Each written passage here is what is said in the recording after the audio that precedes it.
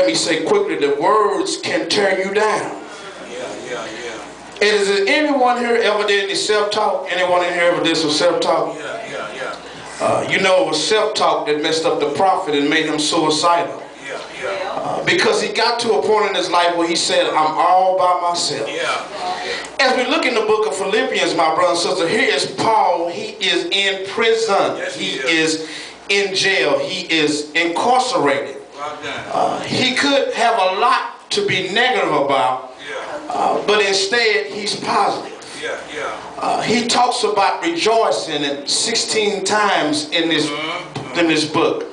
While he's in prison, my brothers and sisters, he picks up a pen and a pad and he begins to write to the Philippian church, because the Philippian church has sent him gifts, and when he was in his first home arrest, they sent him money to encourage him. They sent one of their trustees to go visit him while he was in prison, and while his trustee was there visiting Paul, he came sick and almost died, but God blessed him and healed him, and he sent him a letter to get back to the Philippian church. And he sent a letter to us today at Western Chapel. He's telling all of us that either you can be good or you can be bad. Either you can praise or you can shout.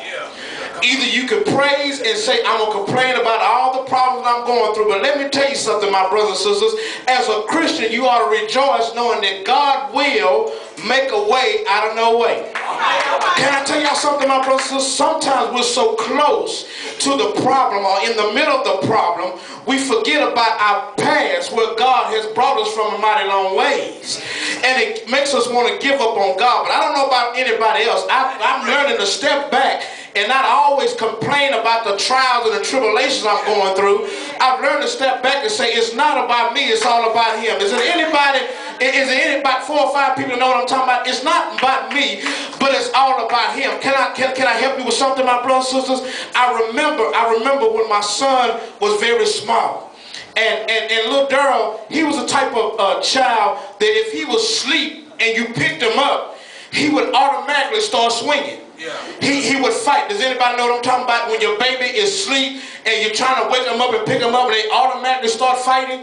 But what I would have to do with little Darrel, I would have to say, Darrel, it's okay, it's daddy. And when he found out and looked up and seen it was daddy, guess what? He got peace in his life. I need to help somebody, because I know y'all sleeping. But I need to tell you that somewhere in life you said to yourself, I got it going on. And all of a sudden something's waking you up. It's the trial and the tribulation.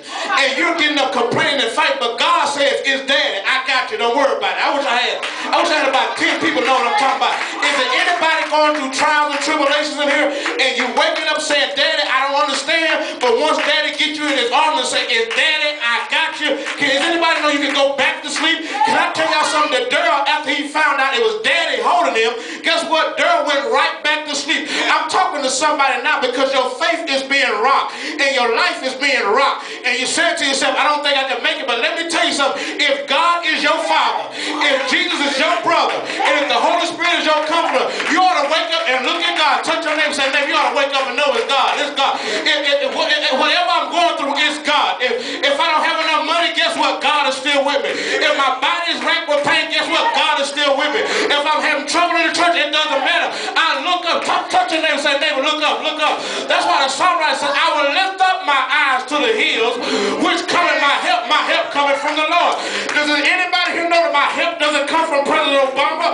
My help doesn't come from my paycheck, but my help comes from the Lord. Touch your neighbor and say, neighbor, look up. Everybody look up, look up. And say, God, I know you got me. Look, somebody else ought to say, look up, look up. I know that God's got me. And because God's got me, I can go back to sleep. Touch your neighbor and say, neighbor, I'm positive, I'm positive.